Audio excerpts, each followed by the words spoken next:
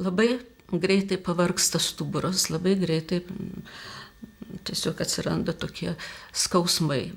Būdavo, kad kiekvieną beveik dieną aš turėdavau išgerti nuo skausmo tabletę.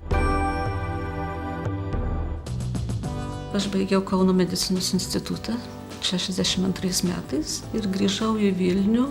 Na ir visus tuos metus aš dirbau fizioterapijos specialybėje. Aš daug dirbau, bet man buvo ir nesunku daug dirbti. Dabar, kada aš esu pensijoj, man yra sunkiau dykinėti, negu kažką tai dirbti.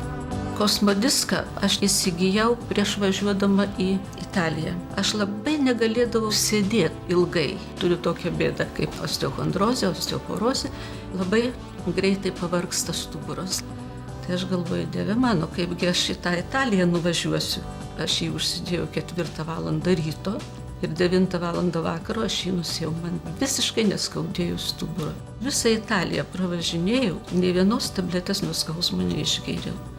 Tai yra tikrai gera priemonė. Aišku, tai nėra panacėja, jinai neišgelbės, jeigu reikės chirurginio įsikišimo. Bet jeigu yra tokie skausmeliai, kuriuos galima nuimti, kur dar nėra tragedijos, kosmodiską tikrai turėtų žmonės pamėginti. Tikrai nepakenks jokių būdų.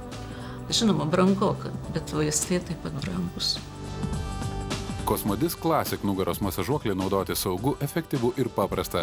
Savo unikalią formą masažuoklį švelniai veikia stuburos lankstelius. Atsiradusi šiluma suaktyvina kraujotaką ir atpalaiduoja įsitempusius nugaros raumenis.